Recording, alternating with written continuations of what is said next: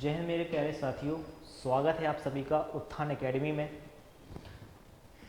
तो जैसा कि हमने कल आपको पढ़ाया था कि न्यूटन की गति विषयक जो नियम थे, तीनों नियम थे, आपको मैंने समझाए थे विद एग्जाम्पल, अच्छे तरीके से समझाए थे। आई होप आपको वो चीज़ें समझ में आई होंगी।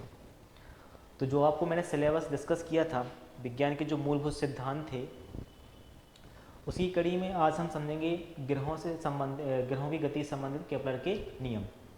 आज क्या पढ़ने वाले हैं हम? आज पढ़ने वाले हैं ग्रहों की गति से संबंधित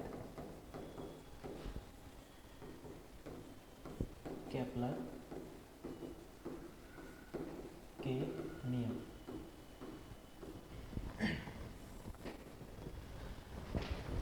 तो इसको पढ़ने से पहले हम चीज़ें जान लेते हैं कि ये ग्रह क्या होते हैं, ये किसने, कौन कौन साइंटिस्ट आए, क्या क्या उन्होंने बताया। तो मनुष्य के मन में हमेशा जिज्ञासा ये रही है कि प्राचीन काल से ये मनुष्य के मन में ये चलता आ रहा है कि जो ग्रह होते हैं किस प्रकार से गति करते हैं, उनका आवर्तकाल क्या होता है, किस प्रकार से घूमते हैं, किस प्रकार से दिन रात होते हैं। ये सब चीज़ों के बारे में बहुत से साइंटिस्ट आए, उन्होंने अपने अपने मत दिए, उन्होंने बताया कि चीज़ें कैसे क्या होती हैं। तो उसी कड़ी में पहले जो साइंटिस्ट आए लगभग 100 एडी में, यानी प्रथम शताब्दी में लगभग 100 एडी में 100 एडी में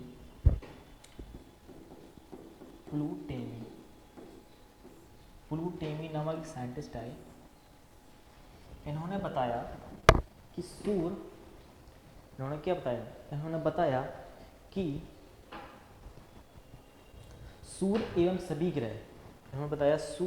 सभी ग्रहों की गति, जो सूर्य और सभी ग्रह थे पृथ्वी के चारों ओर चक्कर लगाते थे। इन्होंने क्या बताया? इन्होंने बताया सूर्य एवं सभी ग्रह पृथ्वी के चारों ओर चक्कर लगाते हैं, पृथ्वी के चारों ओर चक्कर लगाते हैं। इन्होंने बताया कि सूर्य और सभी ग्रह पृथ्वी के चारों ओर चक्कर लगाते हैं। फिर इसी के बाद एक वैज्ञानिक और आए, इन्होंने बताया, इसके बाद लगभग 5वीं शताब्दी में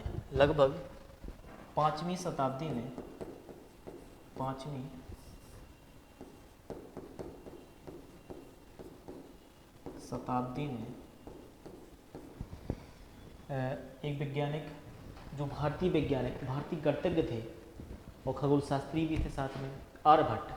कौन आए? आर्यभट्ट आए।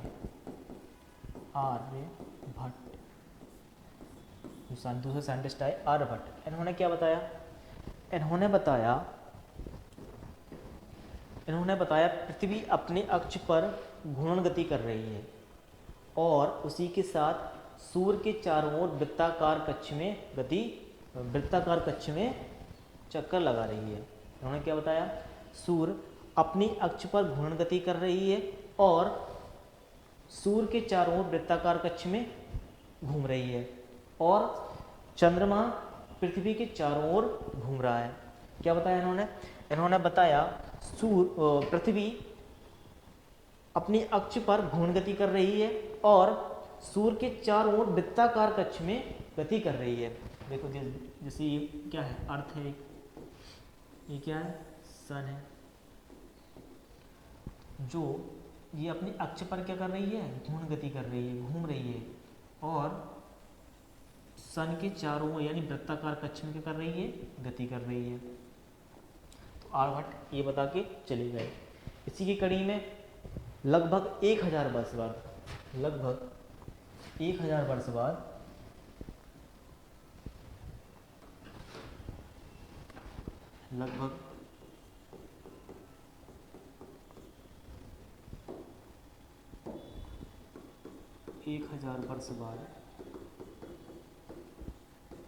एक साइंटिस्ट आए, उनका नाम था कोपरनिकस।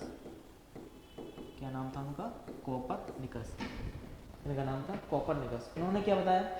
उन्होंने बताया कि सूर्य स्थिर है, यानी सूर्य अपनी जगह फिक्स है, सूर्य स्थिर है। न केवल पृथ्वी बल्कि जितने भी ग्रह हैं सूर्य के चारों ओर वृत्ताकार कक्ष में गति कर रहे हैं। उन्होंने क्या बताया? इन्होंने बताया सूर्य स्थिर है, न केवल पृथ्वी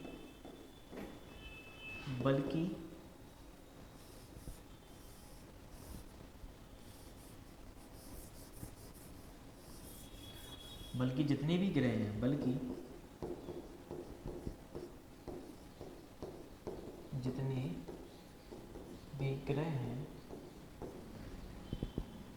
वो सूर्य के चारों ओर वृत्ताकार कक्ष में गति कर रहे हैं, वृत्ताकार कक्षा में गति कर रहे हैं,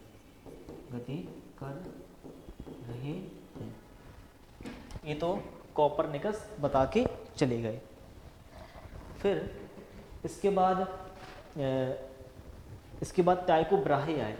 इसके बाद कौन आए? इसके बाद आते हैं टाइको ब्राहे। इसके बाद आते हैं टाइको ब्राहे। इसके बाद आते हैं टाइको ब्राहे। लगभग 1400 लगभग 1546 से 1601 ईस्वी तक उन्होंने लगभग 20 वर्ष तक ग्रहों की गति से संबंधित अध्ययन किया, लेकिन इन्हें कोई निष्कर्ष नहीं निकला इनका। इन्होंने अध्ययन तो किया बट कोई निष्कर्ष नहीं निकला। इन्होंने तो 20 वर्ष तक अध्ययन किया। यहाँ पे तो लोग 1 महीने 2 महीने मेहनत करके रुक जाते हैं, परिणाम नहीं मिला तो बस काम खत्म, छोड़ दो वो चीज़। इन्होंने तो 20 वर्ष तक उसके बारे में अध्ययन किया, फिर भी इन्होंने क्या, कोई परिणाम नहीं मिला। लेकिन इनके जो साथी थे, इनके साथी थे केपलर।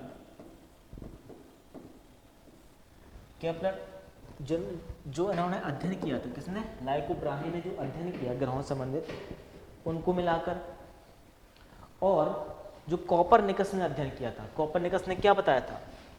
सूर्य स्थिर है, न केवल पृथ्वी बल्कि जितने भी ग्रह हैं सूर्य के वृत्ताकार कक्ष में गति कर रहे हैं। इन्होंने इनका मॉडल और इनकी कुछ बातें ली और इन्होंने ग्रह संबंधित 3 नियम दे दिए। कितने नियम दे दिए? इन्होंने 3 नियम दिए। नंबर 1 केपलर का प्रथम नियम,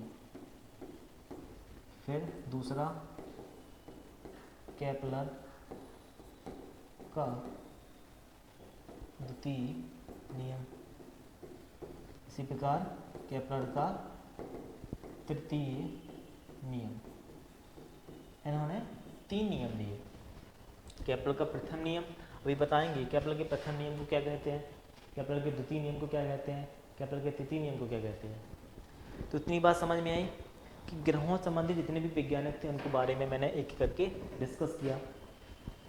ठीक है, तो अब हम पढ़ेंगे केपलर के एक करके तीनों नियम पढ़ेंगे। जैसे ग्रहों संबंधित केपलर के नियम, उन्होंने कितने नियम दिए थे?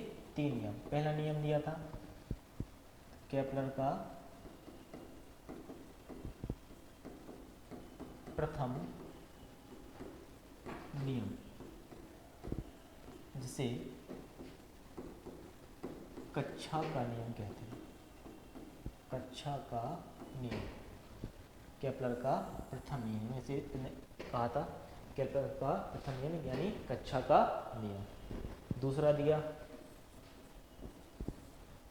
यानी केपलर का द्वितीय नियम, उसे बोला था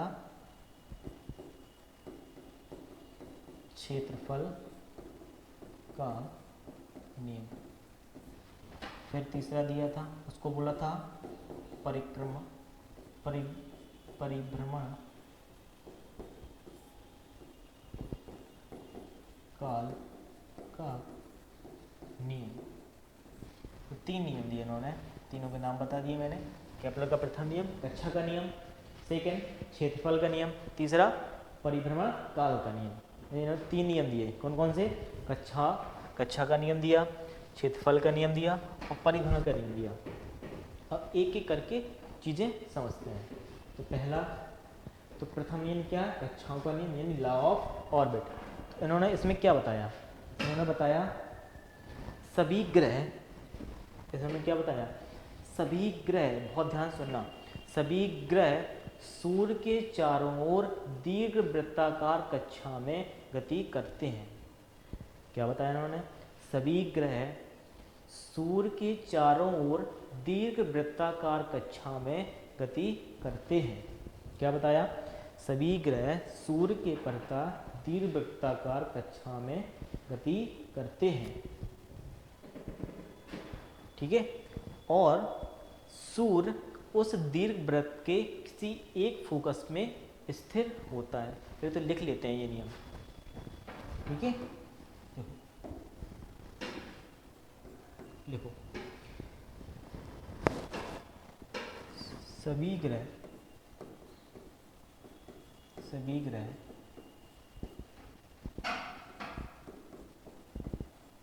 सूर्य के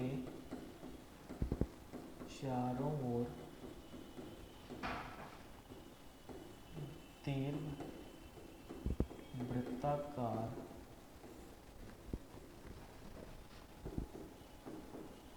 कक्षा में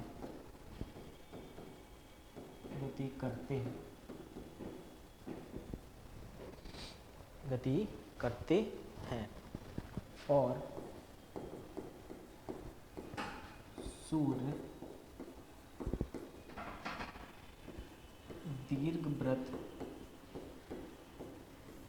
के किसी एक फोकस पर होता है।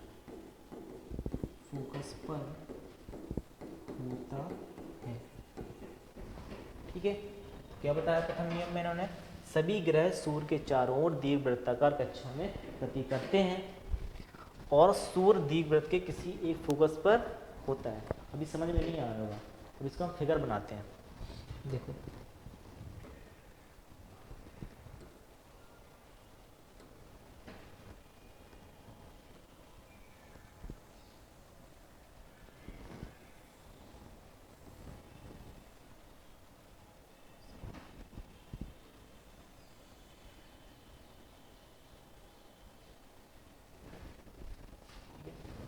ये कोई क्या है? ये दीर्घवृत्त है। क्या है ये? दीर्घवृत्त है। इसमें क्या होंगे? 2 फोकस होंगे। मान लेते हैं, पहले तो ये अक्ष बना लेते हैं।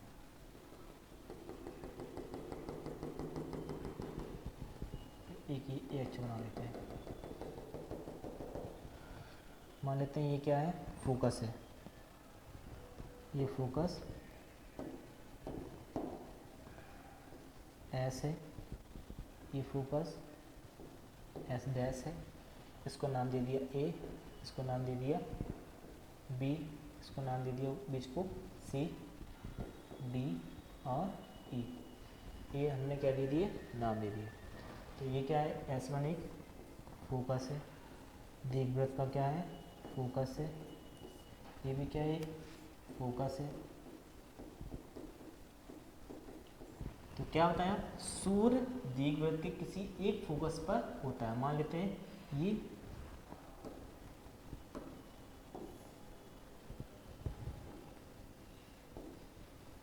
यहाँ पे क्या है? सूर्य। ठीक, मान लेते हैं यहाँ पे क्या है? सूर्य है।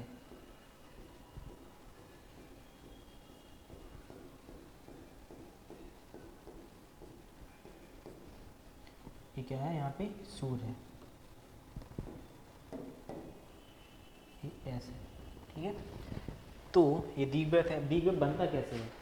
दीर्घवृत्त बनाना है आपको, जैसे प्रैक्टिकल करना है, तो दो आपने पिन ली, मान लेते हैं ये दो पिन लिया आपने, यहाँ से यहाँ पे गाड़ दिया, यहाँ पे गाड़ दिया, ठीक है।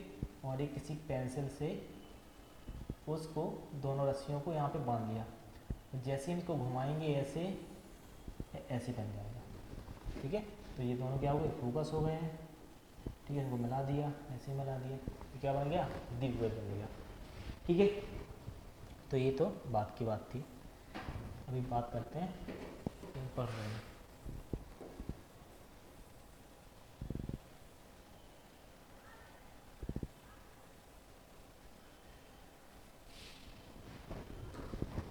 ठीक है। तो दीर्घवृत्त किसी एक फोकस पर स्थित होता है। इसके दो फोकस हो गए, एस और एस डैश। तो यहाँ से क्वेश्चन कैसे बनता है देखो, तो जो जो एस और जो ए है हमारा, ए और डी है, इनके जो बीच की दूरी होती है वो होती है 2a, और जो डी है अपना, और जो ई है, जो इनके बीच की दूरी होती है ये होती है 2b। जो a से b तक, जो a से b तक की दूरी होती है, जो a से b तक की दूरी होती है, उसको हम बोलते हैं दीर्घ अक्ष। क्या बोलते हैं? दीर्घ अक्ष। क्या बोलते हैं? दीर्घ अक्ष। जो a से b तक की दूरी होती है, यहाँ लिख लेते हैं, जो a से जो a भी दूरी है उसको बोलते हैं दीर्घ अक्ष। इसकी लेंथ कितनी है? 2a मानी मैंने।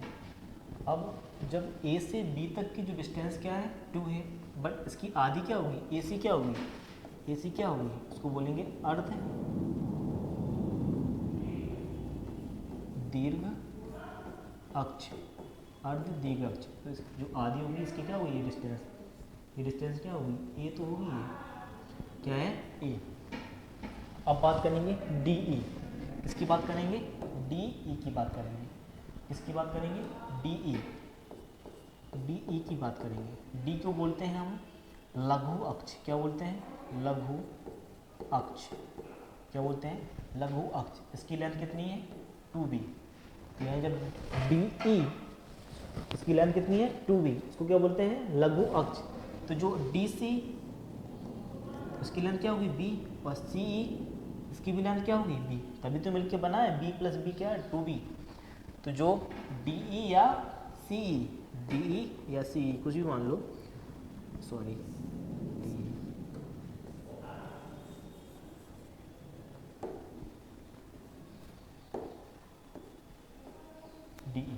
DE क्या है? लघु अक्ष। बट अगर हम करें DC या CE, ये क्या होगा? अर्ध लघु अक्ष, जो इसकी क्या होगी? डिस्टेंस b होगी, ठीक है। इतनी बात समझ में आई? समझ में आया? पहला नियम क्या बताया था? सभी ग्रह सूर्य के चारों ओर दीर्घवृत्ताकार कक्षा में गति करते हैं और सूर्य दीर्घवृत्त के किसी एक फोकस पर स्थित होता है। तो ये मैंने क्या बनाया? दीर्घवृत्त बनाया। दीर्घवृत्त बनाया तो किसी एक फोकस पर, या इस पे कर दो सूर्य, या इस पे कर दो सूर्य। तो मैंने इस पे कर दिया सूर्य, ठीक है। तो जो मैंने इसका नामकरण कर दिया A, B, C और D, E। जो A B है उसको बोलते हैं अपन दीर्घ अक्ष। क्या बोलते हैं? दीर्घ अक्ष। उसकी लेंथ क्या है? 2a। अगर हम इसको आधा कर दें तो क्या उसको बोलेंगे? अर्ध दीर्घ अक्ष। इसको हम आधा करेंगे, a कर देंगे, उसको क्या बोल देंगे? अर्ध दीर्घ अक्ष। तो AC की वैल्यू कितनी हो गई है? a। सेम इसी प्रकार DE इसको बोलते हैं लघु अक्ष, यानी 2b। ये तो है 2b। अर्ध लघु अक्ष की वैल्यू क्या है? 2b। तो अर्ध लघु अक्ष क्या हो गया? b। तो लघु अक्ष क्या है? 2b। तो अर्ध लघु अक्ष क्या है? b। क्लियर? इतनी बात क्लियर होगी। तो इससे जो प्रथम नियम है, इससे ज़्यादा क्वेश्चन तो नहीं बनते हैं, बट एक क्वेश्चन जरूर बनता है। क्या बनता है? बहुत इंपॉर्टेंट भी है वो। क्या बनता है? यहीं पे समझते हैं। इससे प्रश्न बनता है साथ में नोट करते जरूर चलना है। इससे पर क्या प्रश्न बनता है कि जो जो ग्रह होते हैं, जो क्या मान लेते हैं, जो पी क्या है, एक ग्रह है, ठीक है, ये तो चक्का लगाएगा ऐसे कोई, ठीक है, यहाँ लिख लेना पी ग्रह है कोई, ठीक है। जो पी है, यहाँ से प्रश्न बनता है, क्या बनता है, जो पी है सूर्य के पास आता है तो उस ग्रह की गति क्या हो जाती है, तेज हो जाती है। जैसे ही सूर्य से दूर जाता है तो उस ग्रह की गति क्या हो जाती है, धीमी हो जाती है।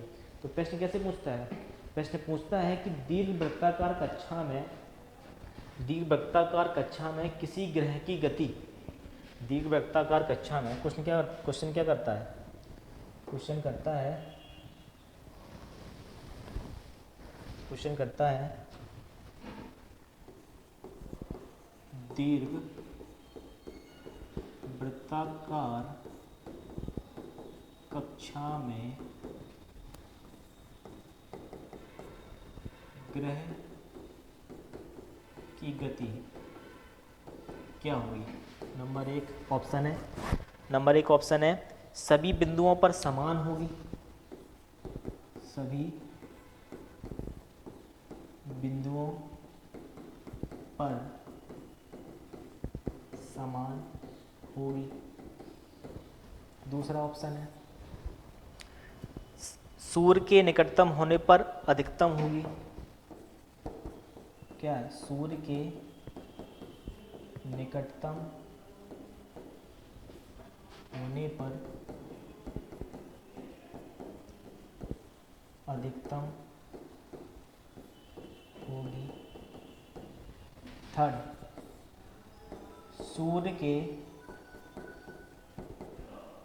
सूर्य से दूरस्थ होने पर, सूर्य से दूर होने पर अधिकतम होगी। थर्ड ऑप्शन, फोर्थ ऑप्शन, सभी बिंदुओं पर अधिकतम होगी। ये आपसे क्वेश्चन करता है और इम्पोर्टेंट भी है, पूछा भी गया है। तो जो दीर्घवृत्त कक्षा में ग्रह की गति क्या होगी, सभी बिंदुओं पर समान होगी। मैंने अभी बताया ये सभी बिंदु मतलब यहाँ सब जगह समान होगी। नहीं, मैंने क्या बताया अभी तो बताया, जब भी कोई ग्रह सूर्य के पास आएगा, जब भी कोई ग्रह सूर्य के पास यहाँ से होकर गुजरेगा तो उस ग्रह की गति सबसे तेज होगी, और जैसे ही सूर्य से दूर जाता जाएगा तो उस ग्रह की जो क्या होगी, गति धीमी होती जाएगी। तो पहला ऑप्शन क्या, सभी बिंदुओं पर समान होगी, नहीं। फिर उसके बाद सूर्य के निकटतम होने पर अधिकतम होगी, बिल्कुल सही बात बोली है। सूर्य के जितने, मैंने यही तो बताया, सूर्य के निकटतम जितना होगा उस ग्रह की गति क्या होगी, सबसे तेज होगी, ठीक है। तो दूसरा ऑप्शन बिल्कुल सही है। तो सूर्य से दूर होने पर अधिकतम होगी, बिल्कुल गलत। सूर्य से दूर होने पर क्या होगी, यहाँ पे अधिकतम नहीं न्यूनतम होगी। क्या होगी, न्यूनतम होगी। सभी बिंदुओं पर अधिकतम होगी, ये बिल्कुल गलत है। समझ में आया, यहाँ से एक ही क्वेश्चन बनता है, ठीक है। अब नेक्स्ट चलते हैं कि द्वितीय नियम क्या है। द्वितीय नियम यानी क्षेत्रफलों का नियम। तो इसमें इन्होंने क्या बताया, इसमें इन्होंने बताया कि किसी ग्रह को सूर्य से मिलाने वाली रेखा, किसी ग्रह को, कोई ग्रह है, सूर्य से मिलाने वाली रेखा तथा समान समय अंतरालों में, सूर्य से जो किसी ग्रह के सूर्य से मिलाने वाली रेखा समान समय अंतरालों में समान क्षेत्रफल पार करती है। समान समय अंतरालों में समान क्षेत्रफल क्या करेगी, पार करती है, यानी समान क्षेत्रफल बनाती है। अर्थात किसी ग्रह की क्षेत्रफलीय चाल नियत रहती है। सबसे पहले लिख लेते हैं, ठीक है, जैसे ही फिगर बनाएंगे चीज़ें और क्लियर होंगी। तो लिखते हैं, देखो लिखते हैं, किसी ग्रह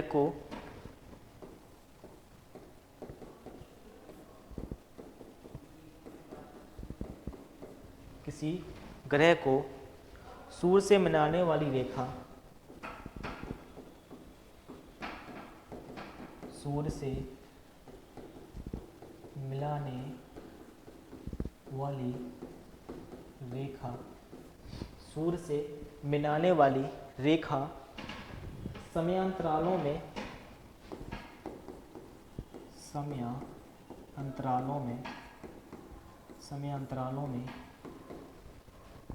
समान क्षेत्रफल बनाती है।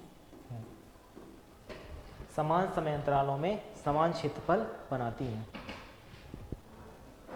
इसलिए यहाँ पे लिखना है, इसलिए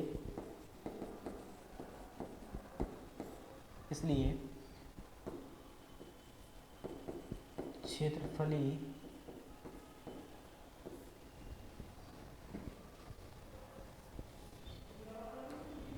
इसलिए इसका क्षेत्रफल क्या होता है, नियत रहता है।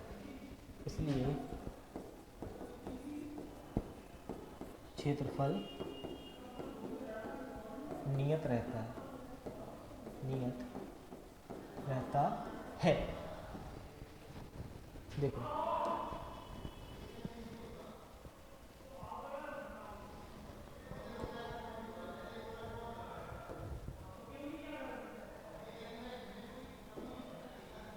जैसे ये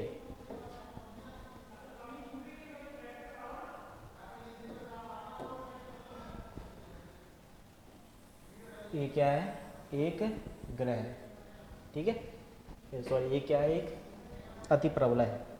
क्या है, ये क्या है, दीर्घवृत्त है। क्या है, दीर्घवृत्त है, ठीक है। इसके फोकस पे कोई, इसके जो फोकस है, इसका जो फोकस है, एस कोई फोकस है यहाँ पे क्या है, सूर्य है। क्या है, सूर्य है यहाँ पे। तो यहाँ पे जब सूर्य है तो कोई पी क्या है, कोई ग्रह है। तो सूर्य से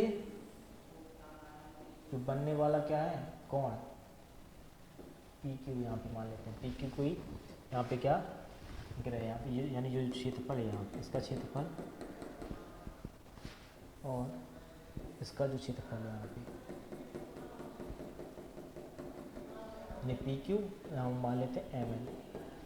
समान समांतरालों में अगर वो पी क्यू क्षेत्रफल कवर करती है और उसी समय में एम एल क्षेत्रफल कवर करती है, तो इसका क्षेत्रफल और इसका क्षेत्रफल, दोनों का क्षेत्रफल क्या होगा, बराबर होगा। इन्होंने यही बताया था कि समान समांतरालों में किसी ग्रह का जो जितना क्षेत्रफल कवर करती है और उतना ही क्षेत्रफल सभी जगह कवर करेगी। यानी इसको एस नाम दे दिया ना, यहाँ पे मतलब यहाँ पे जो थीटा कोण बनेगा और इसका भी थीटा कोण होगा, दोनों का बराबर होगा। यानी कहने का तात्पर्य है क्षेत्रफल पी एस क्यू बराबर क्षेत्रफल एस एम एन, दोनों क्षेत्रफल क्या होंगे, बराबर होंगे। यदि अगर दोनों पक्षों पर डेल टी से भाग देने पर तो क्षेत्रफल P S Q upon del T बराबर क्षेत्रफल S N N upon del T. यही उन्होंने क्या बताया था, ग्रहों से संबंधित दूसरा नियम दिया था। बट यहाँ इसमें कुछ इम्पोर्टेंट पॉइंट हैं, वो हमको याद रखते हैं, क्योंकि इम्पोर्टेंट पॉइंट क्या है, उसी से प्रश्न बनता है अधिकतर। क्या प्रश्न बनता है, पहला पॉइंट है इम्पोर्टेंट पॉइंट। पहला पॉइंट है केपलर का द्वितीय नियम। केपलर का द्वितीय नियम कोणीय संवेग संरक्षण के नियम पर आधारित है। कोणीय संवेग संरक्षण के नियम पर आधारित है। तो पहला पॉइंट क्या बताया मैंने, कोणीय जो केपलर का द्वितीय नियम था कोणीय संवेग संरक्षण के नियम पर आधारित था। अभी कोणीय संवेग क्या है, अब ये कोणीय संवेग क्या है, तो कोणीय संवेग क्या है, जब कोई पिंड किसी अक्ष के परितः घूम रहा हो, जब कोई पिंड किसी अक्ष के परितः घूम रहा हो, किसी अक्ष के परितः घूम रहा हो यानी घूर्णन गति कर रहा हो, जब कोई पिंड किसी अक्ष के परितः घूम रहा हो या घूर्णन गति कर रहा हो, तो कणों के रेखीय संवेगों, जो कणों के रेखीय संवेग होंगे, जो कणों के रेखीय संवेगों के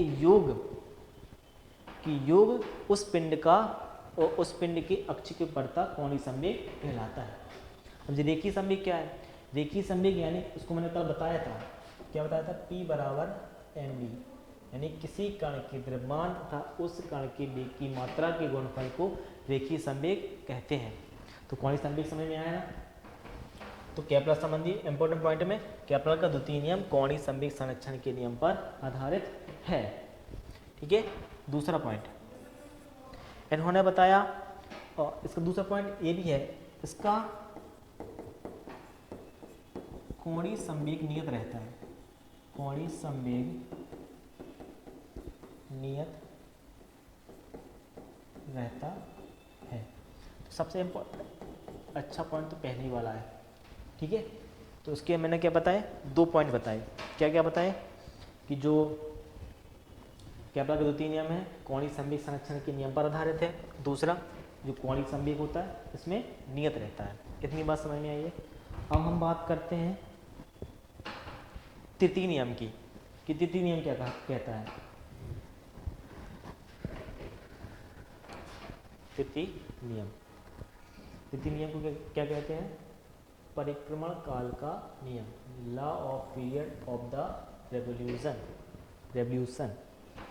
इन्होंने बताया किसी ग्रह के परिक्रमण काल, अब ये परिक्रमण काल क्या है, परिक्रमण काल सूर्य के परितः एक चक्कर पूरा करने में लगा समय, सूर्य के परितः यानी सूर्य के चारों ओर एक चक्कर पूरा करने में लगा समय ही क्या कहलाता है, परिक्रमण काल कहलाता है। तो क्या बताया थर्ड लॉ, कि किसी ग्रह के परिक्रमण काल यानी t के वर्ग के, किसी ग्रह के परिक्रमण काल के वर्ग के कक्षा की अर्धदीर्घ अक्ष के तृतीय घात के समानुपाती होता है। कक्षा के अर्धदीर्घ अक्ष मैंने अभी पहले ही बताया आपको, कहाँ बताया, ये बताया अर्धदीर्घ अक्ष, ये अर्धदीर्घ अक्ष ए बताया था। तो अर्धदीर्घ अक्ष के तृतीय घात के समानुपाती होता है, ये बताया था इन्होंने। तो तृतीय घात के समानुपाती होता है, लिखते हैं क्या बताया था, किसी ग्रह का परिक्रमण काल का वर्ग कक्षा के अर्धदीर्घ अक्ष ए के तृतीय घात के समानुपाती होता है। अर्धदीर्घ अक्ष के तृतीय घात के समानुपाती होता है। ये सबसे इम्पोर्टेंट है, यहाँ से क्वेश्चन बनते ही बनता है, मोस्ट इम्पॉर्टेंट। यानी इन्हें क्या बताया, किसी ग्रह का परिक्रमण काल का वर्ग कक्षा के अर्धदीर्घ अक्ष ए के तृतीय घात के समानुपाती होता है, यानी टी स्क्वायर डायरेक्टली प्रोपोर्शनल ए क्यूब। यहाँ पे टी क्या है, परिक्रमण काल है, क्या है, परिक्रमण काल, और जहाँ पे ए क्या है, अर्ध दीर्घ अक्ष, अर्ध दीर्घ अक्ष है। इतनी बात समझ में आई है। इतनी बात समझ में आई ना। तो इसमें एक पॉइंट और याद रखना है, क्या याद रखना है कि किसी जो ग्रह है, मान लेते कोई ग्रह है, कोई ग्रह यहाँ पे ये सूर्य है, सन है, कोई ग्रह है जो सूर्य के जितने अधिक निकट होगा, सूर्य के जितने अधिक निकट होगा उसका परिक्रमा काल उतना ही कम होगा। कोई ग्रह है, मान लेते यहाँ पे कोई ग्रह आ गया पी, ये पी ग्रह यहाँ से चल के यहाँ पे आ गया, तो उसका परिक्रमा काल उतना ही कम होगा। और सूर्य से जितनी अधिक दूर होगा वो, मान लेते हैं यहाँ पे है, तो यहाँ पे उसका परिक्रमा काल सबसे ज़्यादा होगा और यहाँ पे उसका परिक्रमा काल क्या होगा, सबसे कम होगा। क्योंकि टी स्क्वायर डायरेक्टली प्रोपोर्शनल ए क्यू। जब ए क्या है, ये दूरी तो मान लेते हैं, रेडियस मान लेते हैं इसको, रेडियस या ए की है, ये घटेगा तो ये भी घटेगा और ये बढ़ेगा तो परिक्रमा काल भी बढ़ेगा। इतनी बात समझ में आई ना। तो केपलर के तीनों नियम मैंने समझाए, इसमें कुछ इंपॉर्टेंट पॉइंट भी हैं वो डिस्कस करते हैं। जैसे पहला पॉइंट है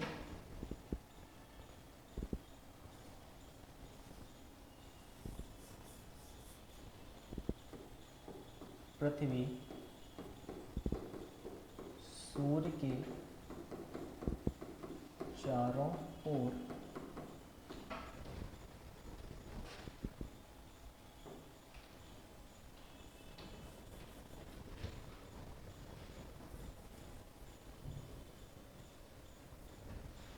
यानी सीधे लिखो, पृथ्वी का परिक्रमण काल या परिभ्रमण काल 365 डेज, और चंद्रमा का परिभ्रमण या परिक्रमण काल होता है 27.3 दिन, या इसी को बोलते हैं एक चंद्रमास। एक चंद्रमास। ये दो पॉइंट क्लियर हुए। पृथ्वी का जो परिक्रमा काल होता है 365 दिन होता है और चंद्रमा का जो परिक्रमा काल होता है 27.3 दिन होता है। और जो पृथ्वी अपनी अक्ष के पड़ता, पृथ्वी अपनी अक्ष के परिता जो आवर्तकाल होता है उसका आवर्तकाल, ये कितना होता है 24 आवर्स। कितना होता है 24 आवर्स। और नेक्स्ट पॉइंट, भू स्थिर उपग्रह, क्या भू स्थिर उपग्रह का आवर्तकाल ये कितना होता है 24 आवर्स। ये चीज़ें कुछ पूछी जाती हैं आपसे, इसलिए मैंने लिखवा दी है। यानी पृथ्वी जो भू स्थिर उपग्रह होता है उसका आवर्तकाल कितना होता है 24 आवर्स, और पृथ्वी अपनी अक्ष के पड़ता जितना घूमेगी वो कितना होता है 24 आवर्स, और चंद्रमा का परिक्रमा काल कितना होता है 27.3 दिन या एक चंद्रमास, और पृथ्वी का परिभ्रमण काल कितना होता है 365 दिन यानी एक वर्ष। क्लियर। आई होप आपको चीज़ें समझ में आई होंगी जो मैंने आज केपलर के तीनों नियम समझाए। इसके बाद कल हम न्यूटन का गुरुत्वाकर्षण बल का नियम पढ़ेंगे। ठीक है। तो आई होप आपको वीडियो पसंद आए तो प्लीज़ लाइक करें, शेयर करें, सब्सक्राइब करें। Thank you.